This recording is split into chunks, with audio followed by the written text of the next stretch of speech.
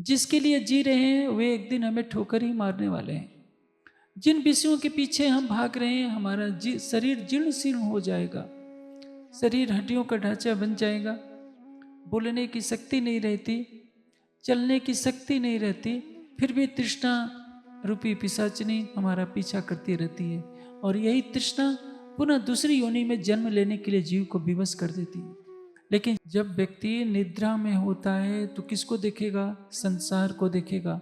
उस संसार को जो नश्वर है, अपने शरीर को देख देख करके खुश होता है कि मैं कितना सुंदर हूं। यदि जीव भी इन वचनों को ग्रहण करके आत्मसात कर लेगा तो अपने जीवन को धन कर लेगा।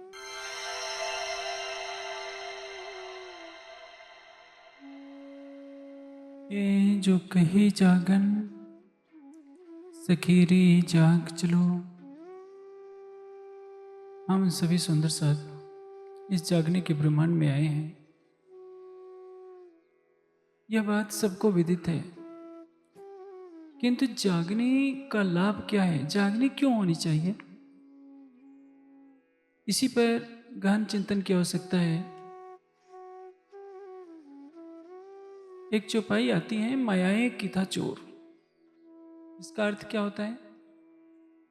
जैसे चोर हमारी कीमती वस्तुओं को चुरा ले जाता है, वैसे ही माया ने हमारा सारा धन चुरा लिया है। आपका सबसे बड़ा धन क्या है? एक मानव चोर के रूप में आता है तो आपकी कमाई हुई धन संपदा को ले जाता है, उसकी भरपाई हो सकती है। लेकिन माया जो सबसे बड़ा धन आपकी आत्मा का धन है, आपका प्रीतम, आपका प्राणेश्वर, उससे ही आपको अलग कर देती है। और अलग होने में आपको इतना आनंद आता है कि आपको लगता है कि यही तो जीवन है। आपको पता नहीं कि राज्य से दूरी बनाने में आपका परम धाम का आनंद छिन जाता है, परम धाम का आनंद सौंदर्य छिन जाता है, एकत्व का सुख छिन जाता है। उसके बिना आपका अस्तित्व क्या है? सामान्य सुंदर साथ इस बात को समझता ही नहीं है कि उसकी सबसे बड़ी हानि किसमें हो रही है यदि वो माया की निद्रा में सो रहा है तो। माया की निद्रा कैसी है? जिसमें माया की ही सारी वस्तुएं अच्छी लगती हैं। एक शराबी को क्या लगता है कि सारा संसार शराबी है। जैसे एक बार घटना घटी थी कि महाराजा रणजीत सिंह अपनी नगरी में भ्रमण के लिए निकले थे। उनके रसोइये ने चढ़ा रखी थी, शराब पी रखी थी। आपको मालूम है कि रणजीत सिंह की एक आंख नहीं थी, एक आंख से काने थे। वह रसोइया उनका क्या भाषा बोलता है, चूंकि वो घोड़ी पर बैठे थे तो नशे में धुत था और अपने स्वामी को, अपने महाराज को बोलता है कि पंजाबी में, क्यों बेकाणे, इस छेरी का मूल्य क्या है? मतलब तुम जिस बकरी पर बैठे हो उसका दाम क्या है? अब सैनिकों ने उसको पकड़ लिया। अगले दिन राज्यसभा में पेश किया जाता है रणजीत सिंह के सामने। उस समय तक नशा उसका उतर चुका था। रणजीत सिंह ने पूछा कि भाई छेरी का मूल्य तू देगा? वो थर थर कांपने लगा। हुजूर, कल वाला तो रसोइया मर चुका है, अब आपके सामने तो आपका बंदा हाजिर है। कहने का से क्या है? वैसे रणजीत सिंह ने उसको क्षमा कर दिया, नहीं तो उसको तो फांसी होनी थी। शराब ने उसको यह भी पता नहीं चलने दिया कि जिसके लिए वो अपशब्द बोल रहा है वो महाराजा रणजीत सिंह है, जिनके सामने कोई आंख नहीं मिलाता था। उसको काना कहकर भरी सभा के बीच में उसने बोल दिया। यह है शराब का नशा। माया का नशा भी ऐसे ही होता है। माया का नशा दिखता है कभी धन के रूप में। किसी के पास बहुत धन है तो ए मदमाते चलो चले जो महिमत, जानो अंबर पकड़ सी। मनुष्य जब अज्ञानता के अंधकार में डूबा होता है तो अपने धन के बल पर, अपने रूप के मद में, अपने ऐश्वर्य के, पद के, प्रतिष्ठा के मद में ऐसे चलता है जैसे आकाश को पकड़ लेगा। लेकिन होता क्या है, जब मृत्यु का समय आता है, पक्षी पिंजरे से उड़ जाता है तो उसके उसी शरीर को जलाकर राख कर दिया जाता है। इस संसार में बड़े बड़े दानव आए, चक्रवर्ती राजा आए, नवाब आए, उन्होंने अपने शक्ति को दिखाना चाहा संसार में कि देखो मैं इतनी शक्ति वाला हूं, मेरे पास इतनी सेना है। लेकिन जिसका विवेक जाग गया उसने सोचा क्या कि ये तो पानी के बुलबुले के समान संसार है, तो कौन सी शक्ति का ऐश्वर्य हम दिखाना चाहते हैं। निद्रा किसको कहते हैं?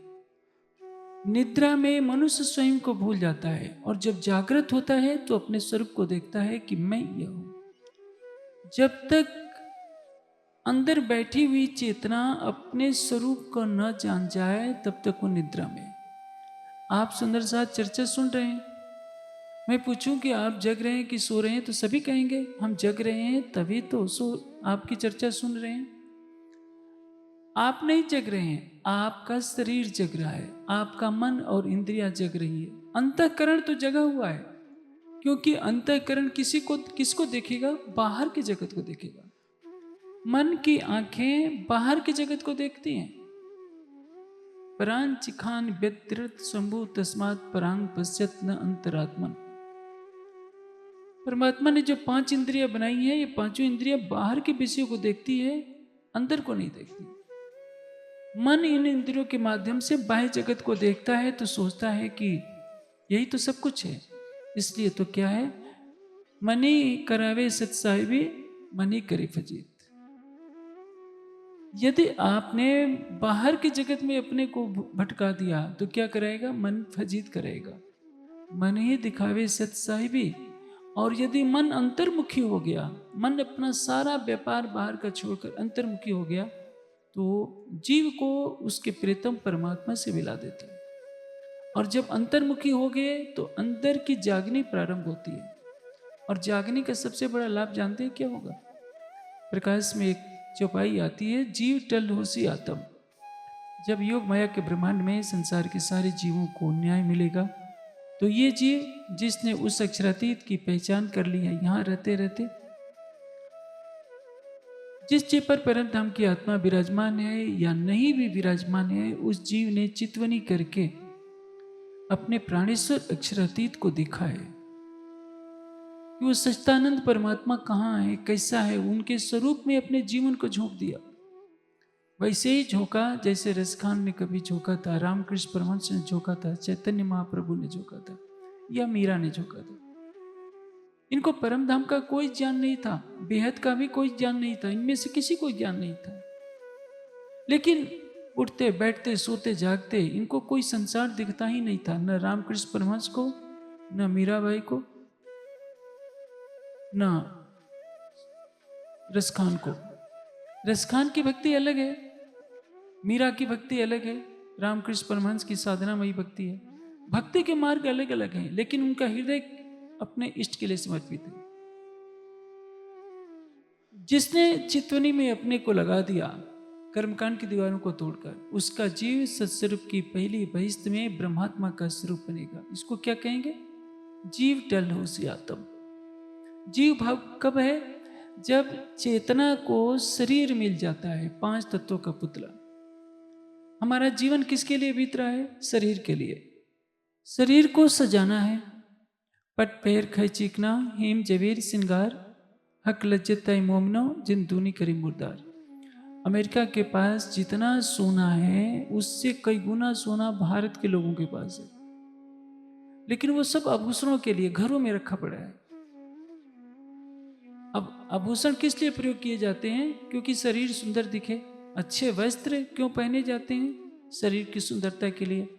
अच्छे भोजन क्यों किए जाते हैं? शरीर की पुष्टि के लिए। अच्छे निवास में कोई क्यों रहना चाहता है? उसके मन को सुख होता है। मन को सुख पहुंचाने के नाम पर मनुष्य 24 घंटा एक किए रहता है। लेकिन यदि वो आंतरिक सुख की अभिलाषा करे कि नहीं, बाहर के जगत से मुझे कुछ नहीं लेना है, मुझे आत्मा का आनंद चाहिए, तो बाहर के जगत को देखना बंद कर देगा।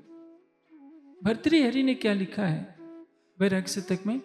भर्तृहरि जानते हैं, एक समय भारत के सम्राट थे। जब वैराग्य होता है तो भिक्षा पात्र लेकर चल देते हैं, अपने राजमहल को छोड़ देते हैं अपने छोटे भाई विक्रमादित्य को सारा उत्तरदायित्व सौंप देते हैं। उस समय विक्रमादित्य नहीं थे, किंतु उनके अपने मंत्रियों को उन्होंने उत्तरदायित्व सौंप दिया कि जहां भी विक्रम हो उसको बुलाकर सिंहासन पर बैठा देना, मैं आज से सिंहासन पर नहीं बैठूंगा। 7 जन्मों से अपनी पिंगला रानी के मुंह में पड़े आ रहे थे, लेकिन गोरखनाथ ने उनको ठोकर दिखाकर संसार की वास्तविकता से परिचय कराया। और जब भर्तृहरि को वैराग्य होता है तो वो सब कुछ ठुकरा देते हैं और एक योगी की झोली पकड़ लेते हैं। वो क्या लिखते हैं कि पहले तो मैं राजमहलों में रहता था, 56 प्रकार के व्यंजन खाता था, लेकिन अब तो भोजन में जौ का सत्तू मिल जाता है तो मैं उसी में खुश हूँ। पहले मैं हीरे मोतियों के आभूषण पहनता था, अब तो गुदड़ी ही मेरा वस्त्र है। गुदड़ी समझते हैं ना, पुराने कपड़ों को सील करके जो ओढ़ने के लिए बनाया जाता है। भारत का सम्राट गुदड़ी कंधे पर खुश है,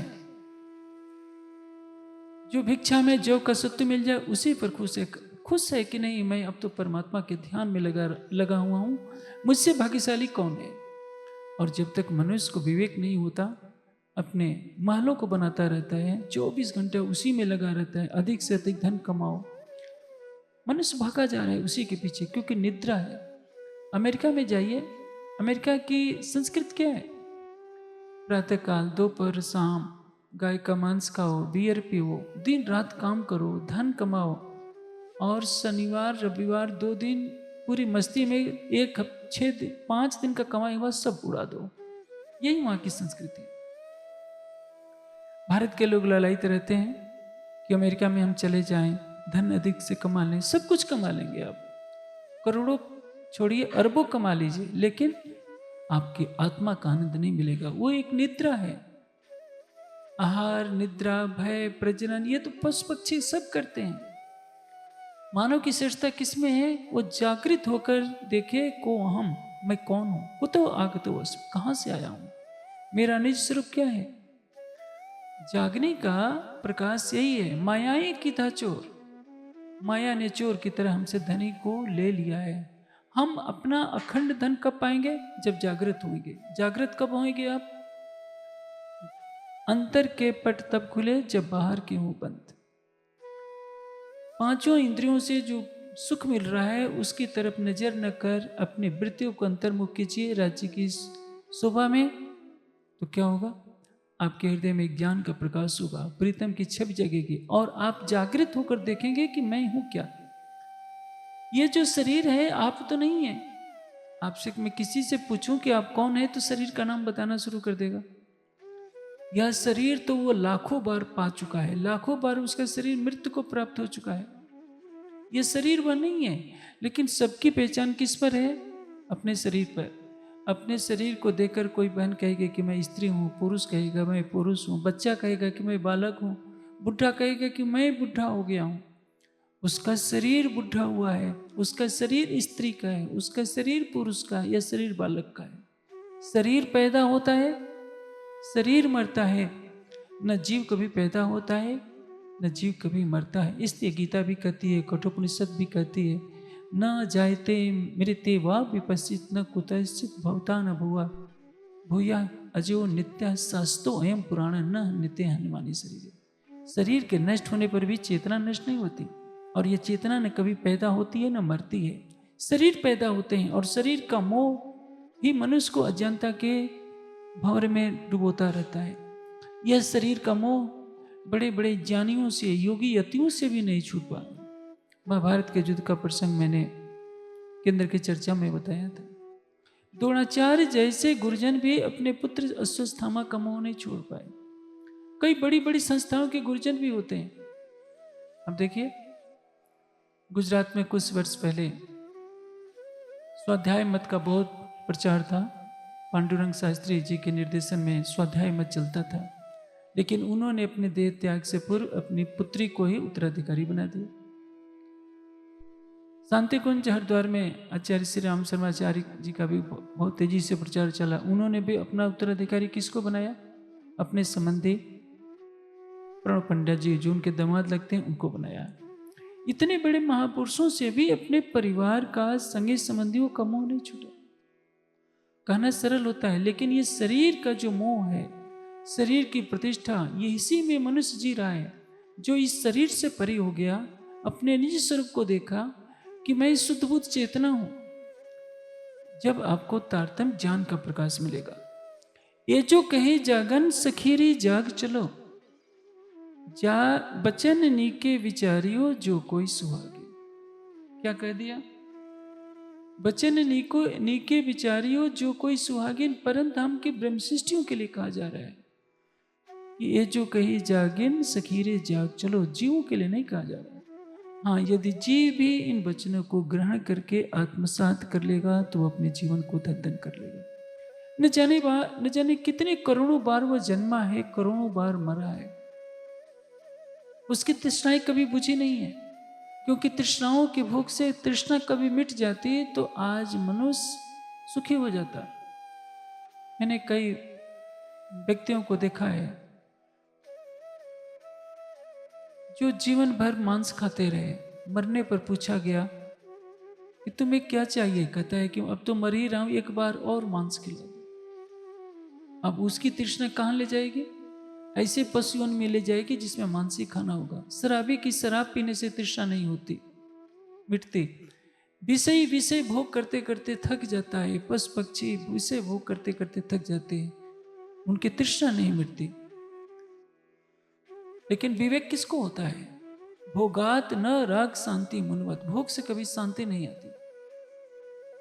साधारण मनुष्य को तो छोड़िए, सांख्य दर्शन में एक प्रसंग आता है जिसमें यह सूत्र कहा गया है कि भोगात न राग शांति मुनवत। सौभरी ऋषि थे, नदी में स्नान करने जाते हैं, देखते हैं कि मछली का एक जोड़ा विहार कर रहा है अपने पूरे बच्चों के साथ। कोई बचपन में ही वन में जाकर के तप करने लगे थे, उन्होंने देखा ही नहीं कि गृहस्थ जीवन क्या होता है। उनके मन में तृष्णा जाग जाती है कि मैं भी तो देखो गृहस्थी का सुख क्या होता है। मैं इस वन में रहते रहते इतने वर्ष व्यतीत हो गए, मैं गृहस्थी का आनंद तो ले लूं। ये मैं अकेला कुटिया में रहता हूं और ये मछली का जोड़ा कितने आराम से जल के अंदर क्रीड़ा कर रहा है। अब जाते हैं मनु राजा के पास, उनकी पुत्रियों से विवाह कर लेते हैं गृहस्थी का सुख भोगने के लिए, और राजा ने उन्हें अपने महल में ठहरा दिया। उनके पुत्र होते हैं, पौत्र होते हैं, उनका पूरा बहुत बड़ा परिवार बीत जाता है, और विषयों को भोगते भोगते कई वर्ष ऐसे लग जाते हैं कि जैसे कुछ पल हुआ। एक दिन उनको अपने ऊपर दृष्टिपात जब किया उन्होंने कि मैं क्या हो गया हूं, मेरे बालों में सफेदी आ गई, मेरे इतने पुत्र हो गए, इतने पौत्र हो गए, लेकिन मेरी तृष्णा तो बुझी ही नहीं। मैंने मछली के जोड़े को देखकर उसका सुख भोगने का अभ्यास करना चाहा था, मैं तो एक कीचड़ में फंस गया हूं। उसी क्षण उनका पूर्व का जो तप था, त्याग था, वो वैराग्य जागृत होता है। एक क्षण में राजमहल को छोड़कर पुनः अपनी वन की कुटिया में आ जाते हैं। यह कहते हुए भोगात न राग शांति मुनवत। यदि सौभरी मुनि को विषयों के भोग से शांति नहीं मिल सकती है तो एक साधारण मनुष्य जिसके इंद्रियों की शक्ति सीमित होती है, संसाधन सीमित होते हैं, वो कैसे शांत हो सकता है? लेकिन जिसको परब्रह्म के ज्ञान का प्रकाश मिल गया, जिसने विषयों को क्षणभंगुर समझा, वो क्या करेगा? परमात्मा की खोज करेगा। मुझे परमात्मा मिल जाए, क्योंकि परमात्मा से अधिक सुंदर कोई नहीं है, उससे अधिक प्रेम करने वाला भी कोई नहीं है, उससे अधिक कोई निकटवर्ती भी नहीं है। और जब यह विवेक हो जाता है तो क्या करता है?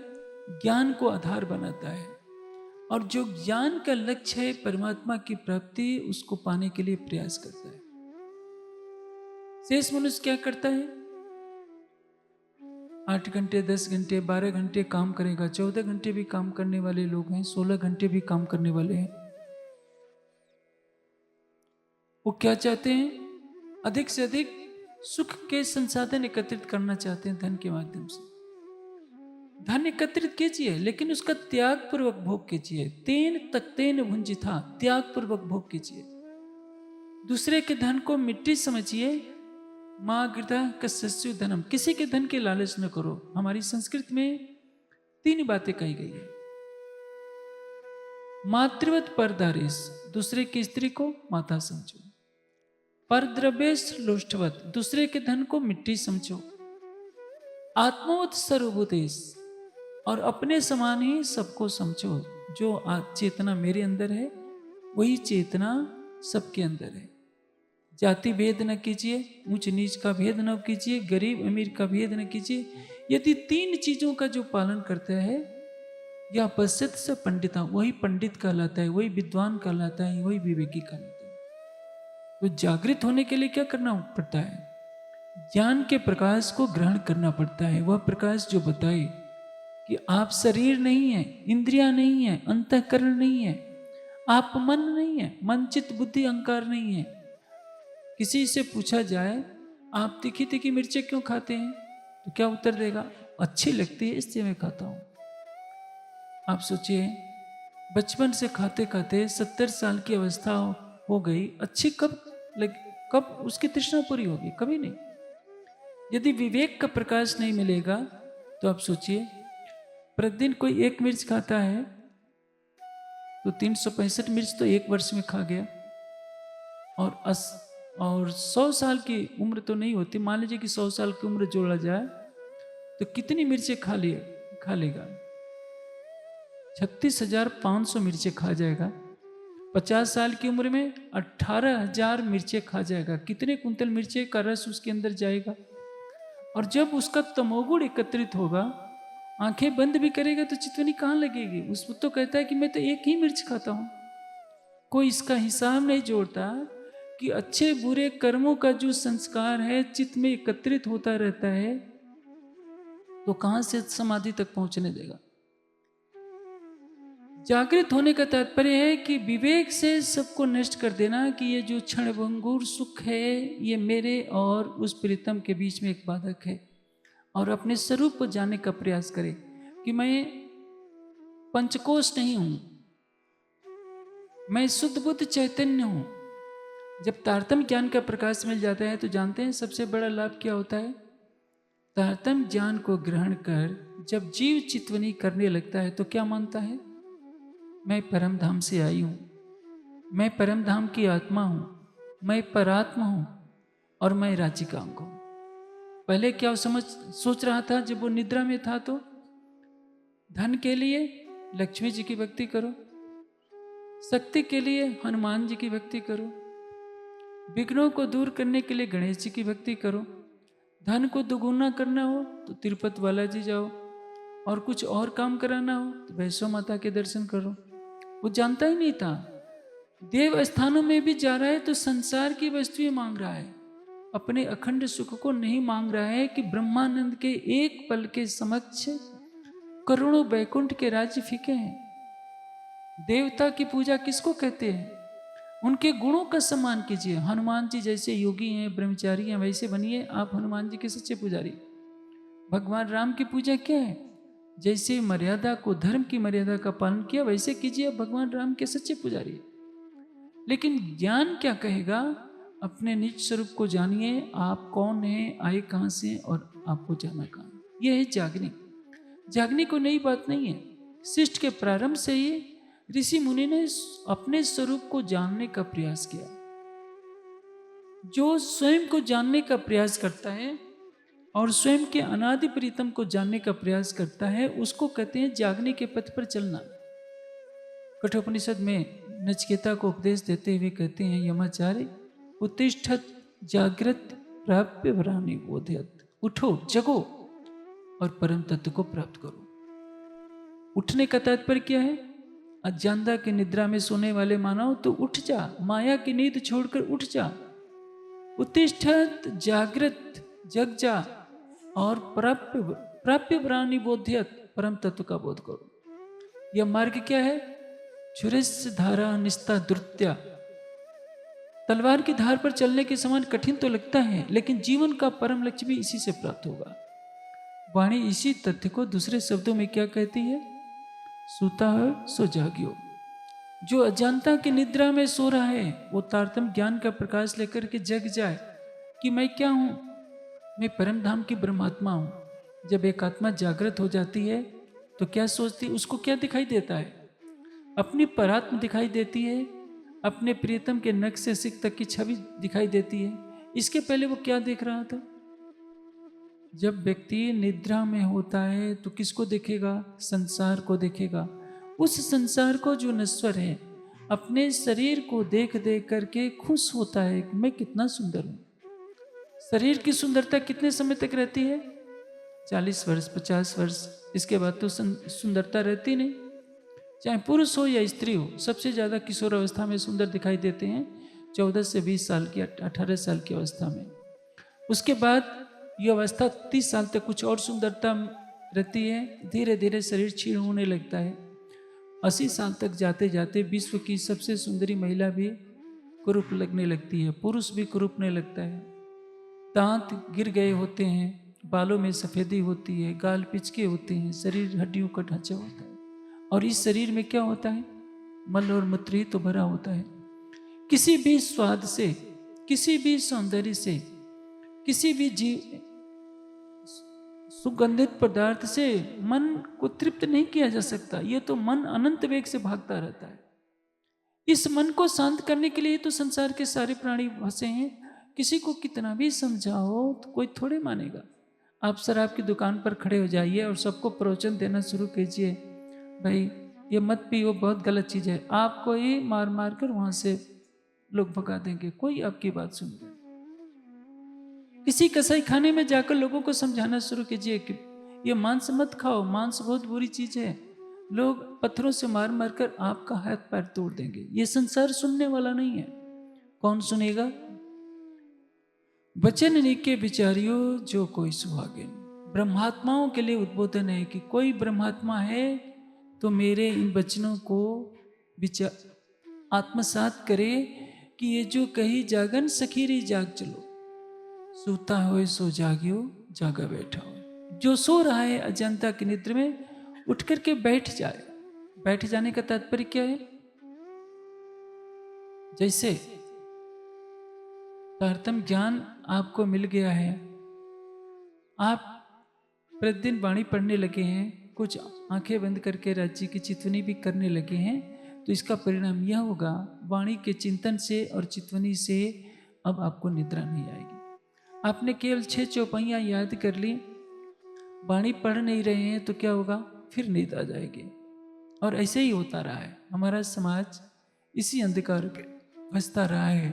6 चौपाई का, 1 चौपाई का तारतम्य ले लेते हैं, 1-2 बार पाठ कर लेते हैं और तारतम्य लेते ही सोचते हैं कि हमारी आत्मा तो जग गई। परिणाम क्या है?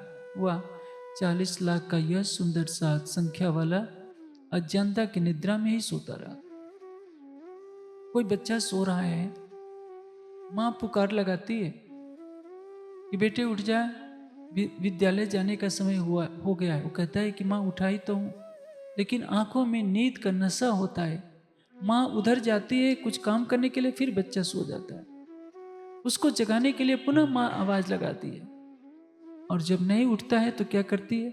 या तो चांटे लगाएगी या मुंह पर पानी फेंकेगी, जब तक वो उठ करके बैठता नहीं। यदि वो आवाज लगाते ही उठ करके बैठ गया तो थोड़ी देर के बाद निद्रा भाग जाएगी। इसको कहा है सूता हो सो जागियो जागा बैठा हो। एक तो ज्ञान का प्रकाश पाकर सावचेत हो जाना और सावचेत होकर बैठ जाना, अर्थात वाणी का प्रतिदिन चिंतन करने लगना। बैठा ठाड़ा हो, लेकिन इससे काम नहीं चलेगा। कार्य क्षेत्र में लग जाना है। बच्चे को विद्यालय भेजना है तो उसको अपनी नित्य क्रिया से निवृत्त होना पड़ेगा, स्नान करना होगा, जल्दी से जाना होगा। नहीं तो बैठे बैठे फिर इच्छा हो सकती है कि एक बार थोड़ा झपकी ले लो। बैठा ठाड़ा हो, बैठा हुआ और टूट विश्वास के साथ, नहीं मुझे राज्य को पाना ही है, इसी शरीर से पाना है। मुझे ये नहीं देखना है कि परम धाम के हैं तो परम धाम राज्य ही ले जाएंगे। उससे अपने पुरुषार्थ के द्वारा उस लक्ष्य को प्राप्त करना है जो वाणी में दर्शाया गया है। जो परम धाम की ब्रह्मात्मा है वो तो परम धाम जाएगी, लेकिन जिस तन में परम धाम की ब्रह्मात्मा नहीं है, वो क्या करेगा? ब्रह्मात्मा है भी तो जब तक जीव जागृत नहीं होगा तब तक आत्मा भी क्या करेगी? क्योंकि आत्मा तो जीव के ऊपर बैठकर खेल को देख रही है। जो लो जीव विचार विकार न काढ़े, जो छीट न लगे घड़े चिकटे। जिस तरह से चिकने घड़े पर पानी गिरता है तो उस पर ठहरता नहीं, उसी तरह से जब तक जीव विचार पूर्वक अपने विकारों को वाणी के चिंतन से और चितवनी से दूर नहीं करेगा तब तक वो जागृत नहीं हो सकता है।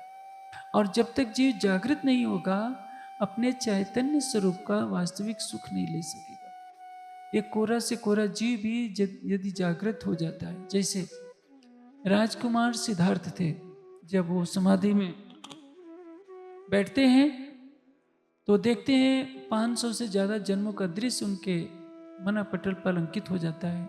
कभी देखते हैं कि मैं घोड़ा बना था, कभी हाथी बना था, कभी राजा बना था, कभी सन्यासी बना था। इतने जन्मों का दृश्य वो दिखाई देता है कि मैं क्या से क्या हूं। अब सिद्धार्थ बन जाते हैं। सिद्धार्थ समाधि में 7 दिन 7 रात बैठे रहते हैं और जब उठते हैं तो बुद्ध बनकर निकलते हैं। उनको क्या कहा गया? बुद्ध कौन है? जो ज्ञान से जागृत हो गया है, अपने स्वरूप को जिसने देख लिया वही जागृत है। सिद्धार्थ बुद्ध बने। आपके लिए भी ये घड़ी है कि आप तारतम वाणी का प्रकाश करके पाकर अपने को जागृत कीजिए। आप ब्रह्मात्मा हैं तो परात्म के स्वरूप में सजिए, परात्म के स्वरूप से राज्य से प्रेम कीजिए। और राजकुमार सिद्धार्थ को तो बुद्धत्व बनने के बाद केवल निराकार तक का ज्ञान प्राप्त हुआ। अव्याकृत की थोड़ी सी अनुभूति हुई। आपको तो अव्याकृत सबले केवल सत्स्वरूप से परे परम धाम के ज्ञान में डूबना है, और यह जागने का सुख। और यदि आप जागृत हो जाते हैं तो आपको क्या मिलेगा? यहीं बैठे बैठे आपको परम धाम के 25 पक्षों का आनंद मिलेगा। आप जैसे आंखें खोलते हैं तो बाहर का संसार दिखाई देता है। ये सूरज चांद सितारे अपने संगी संबंधियों को देखते हैं। आंखें बंद करके अंतर की आंखें जब आपकी खुल जाएंगी तो यहीं बैठे बैठे आपको हौज कौशल नजर आएगा, पुखराज नजर आएगा, माणी पहाड़ नजर आएगा, परम धाम के 25 पक्षों के सहित युगल स्वरूप नजर आएंगे। आपको अपनी आत्मा का एक एक अंग नजर आएगा। यह है जागने का सुख। और जब तक निद्रा है तब तक सुंदर साध्वी उसी माया की फरामोशी में भटकते रहते हैं जैसे संसार के प्राणी भटकते रहते हैं। इसलिए जीवन का सर्वोपरि लक्ष्य क्या है? जागने। जागृत होकर हम स्वयं को जाने, स्वयं को देखें, और जो हमारा निज प्रियतम है, आत्मा का अखंड प्रियतम है, अखंड धन है, उसको पाएं। अन्यथा माया क्या करेगी? हमसे इन सारे धनों को छीन ले जाएगी। हम सोते रह जाएंगे। जब कोई व्यक्ति सो रहा होता है, चोर आता है, उसकी सारी संपत्ति को चोर उठा ले जाता है। हमारी संपत्ति क्या है? वहदत का सुख, एकत्व का सुख, परम धाम की शोभा का सुख, परम धाम के सौंदर्य का सुख, परम धाम के 25 पक्षों में क्रीड़ा करने का सुख। सारा तो सुख छिन जाएगा। हम अपने स्वरूप को, हमारा शरीर क्या है? हड्डी और मांस का एक लोथड़ा ही तो है, चमड़ा ऊपर से है। जब तेज धूप के इलाके में हम रहते हैं तो ये गर्मी से ये चमड़ा काला बन जाता है। कुछ ठंडे जगह पाते हैं, कुछ शरीर में ऐसे तत्व होते हैं तो सुंदर दिखने लगता है। इसी पर हम इतराते रहते हैं, हमारा शरीर कितना सुंदर है, कितना सुंदर है। लेकिन ये तो नहीं जानते कि इसी शरीर के अंदर मल मूत्र का ढेर भी लगा रहता है। शरीर से कोई कितना भी सुंदर हो, उसके शरीर में मल मूत्र है, कफ है, सब कुछ है। शरीर के 9 द्वारों से गंदगी निकलती है। लेकिन ब्रह्मात्मा के एक नख के अंदर कितना सौंदर्य जानते हैं? करोड़ों सूरज का प्रकाश भी परम धाम की ब्रह्मसृष्टि के एक नख के तेज के सामने कुछ नहीं। जिस दिन आपको अपना वह स्वरूप दिखेगा, उस समय उसके सामने यह संसार क्या लगेगा? इसलिए वेद हैं, उपनिषद हैं, दर्शन है, सारे ग्रंथ जागृत होने की बात करते हैं, सोने की बात नहीं करते। या निशा सर्वभूतानां तस्याम जागृति संयमी। योगेश्वर श्री कृष्ण ने कहा है कि या निशा सर्वभूतानां तस्याम जागृति संयमी।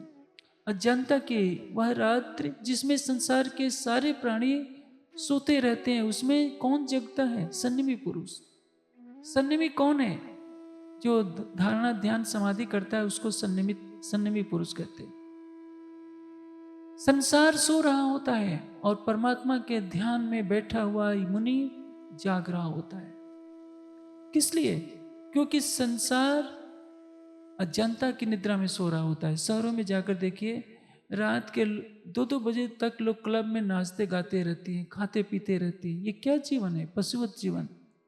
और उस समय एक योगी अपनी आंखें बंद किया होता है, मन को संसार से समेटे होता है, स्वयं को देखने का प्रयास कर रहा होता है कि मैं हड्डियों मांस का एक पुतला नहीं हूं, मैं शुद्धबुद्ध चेतना हूं, मैं उस अक्षरातीत के आनंद के सागर की लहर हूं। और जब इसमें वो सफल हो जाता है तो देख कर सोचता है, न जाने कितने जन्मों तक मैं भटकता रहा हूं इस माया के कीचड़ में, अब मैं स्वयं को जान गया हूं कि मैं कौन हूं। और यही है जागने। महामती जी की आत्मा सब सुंदर साथ के लिए, सारे संसार के लिए सिखापन दे रही है कि जाग चलो पिवसो मिलो, अखंड आनंद अति घन। जागने पर क्या मिलेगा?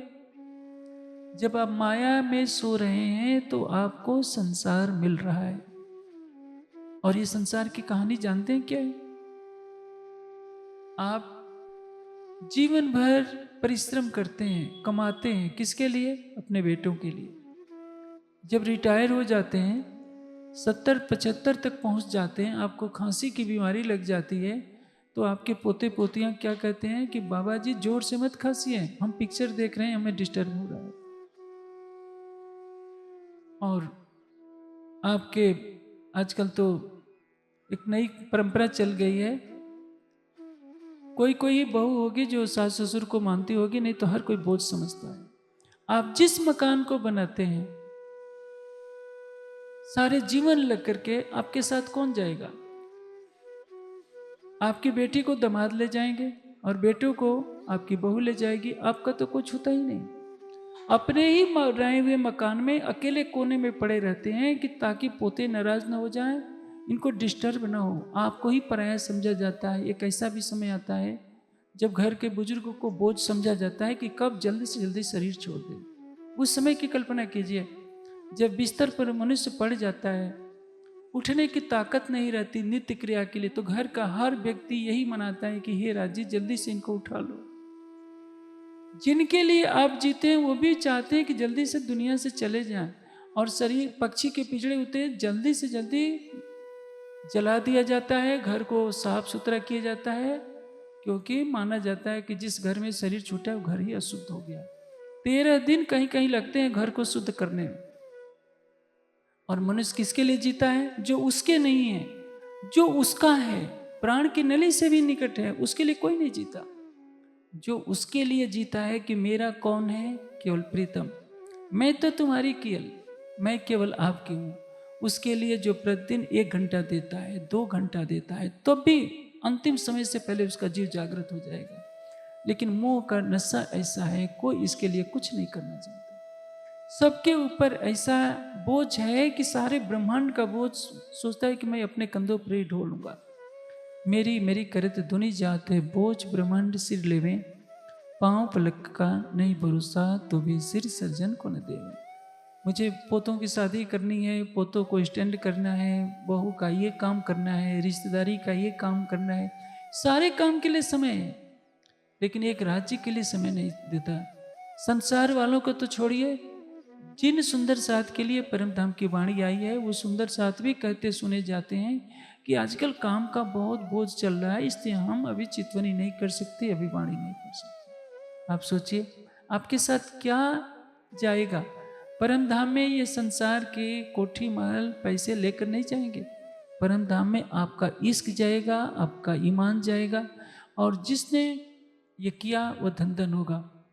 जब औरंगजेब मरने लगा, सकुमार की आत्मा थी, वो सोचता है कि अब तो मैं मर रहा हूं। सिंहासन पर भी नहीं बैठा, दक्षिण भारत में उसने शरीर छोड़ा था, औरंगाबाद के पास।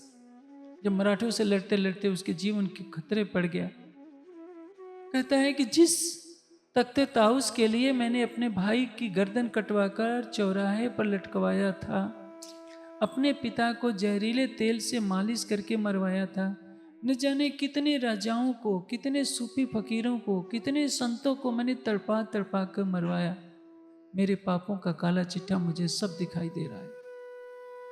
मेरे साथ तो कुछ भी नहीं ले जा रहा है, मेरे पास इस समय कोई भी नहीं है। जिसके लिए मैं जीवन जिया, इस समय कोई भी नहीं है और मैं इस दुनिया को छोड़कर जा रहा हूँ। सिकंदर भी अपने साथ कुछ नहीं लेकर गया। लेकिन जब मनुष्य जवानी में होता है तो अंधा होता है। शक्ति का मद होता है, धन का मद होता है, रूप का मद होता है। उसको कुछ समझाइए भी तो अच्छा नहीं लगता, क्योंकि अज्ञानता का अंधकार होता है। जब मृत्यु आती है तो लगता है कि ये सब झूठा था जिसके लिए मैंने सारा जीवन जिया। लेकिन दुर्भाग्य है, मनुष्य एक कान से सुनता है, दूसरे कान से निकाल देता है। जिसको विवेक हो जाता है, विद्वान होना सरल है, विवेकवान होना कठिन है। ग्रंथों को पढ़कर कोई भी विद्वान हो सकता है, लेकिन विवेकवान हर कोई नहीं हो सकता। इसलिए जो इस विवेक को धारण कर लेता है कि मुझे शरीर छोड़ने से पहले अवश्य जागृत होना है, अपनी आत्मा को जगाना है, अपनी आत्मा के प्रियतम उस प्राणेश्वर को पाना है, तो उसका जीवन धन धन हो जाता है। और यही मानव जीवन की सार्थकता है। जाग चलो पीयूषो मिलो, सुख अखंड आनंद अति घन। जागने का फल क्या है? जाग चलो पीयूषो मिलो। जागृत हो गए तो प्रीतम मिलेंगे, राज्य मिलेंगे, और उनके साथ ही साथ अखंड आनंद मिलेगा, अति घन। इतना आनंद मिलेगा कि उस आनंद के सागर की एक बूंद भी इस संपूर्ण सृष्टि में समा नहीं पाएगी। हम जिस झूठे संसार के पीछे भाग रहे हैं, संसार हमारे पास कभी आने वाला नहीं है। जिसके लिए जी रहे हैं वे एक दिन हमें ठोकर ही मारने वाले हैं। जिन विषयों के पीछे हम भाग रहे हैं, हमारा शरीर जीर्ण शीर्ण हो जाएगा, शरीर हड्डियों का ढांचा बन जाएगा, बोलने की शक्ति नहीं रहती, चलने की शक्ति नहीं रहती, फिर भी तृष्णा रूपी पिशाचिनी हमारा पीछा करती रहती है। और यही तृष्णा पुनः दूसरी योनि में जन्म लेने के लिए जीव को विवश कर देती है। लेकिन यदि हम जागृत हो जाते हैं तो क्या होता है? ये सारा संसार सपना लगता है। दुख सब सुपने हो गयो, अखंड सुख भोर भयो, श्री महामत खेले अपने लाल सो, जो अक्षरातीत कहियो। ये है जागनी, कि इस शरीर के रहते रहते आप जागृत होकर अपने स्वरूप को जानिए, अपने प्रीतम को जानिए, अखंड आनंद को प्राप्त कीजिए। यदि आप नहीं जगे तो क्या होगा? एक दिन मौत दस्तक देगी। आपने जो कुछ यहाँ संग्रहित किया है सब यहीं का यहीं रह जाएगा, और बिलखते हुए इस तन को छोड़ना पड़ेगा। इस शरीर को जला दिया जाएगा, 5 तत्वों का पुतला 5 तत्वों में मिल जाएगा, और आपका जीव किसी दूसरी योनि में जन्म के लिए विवश हो जाएगा।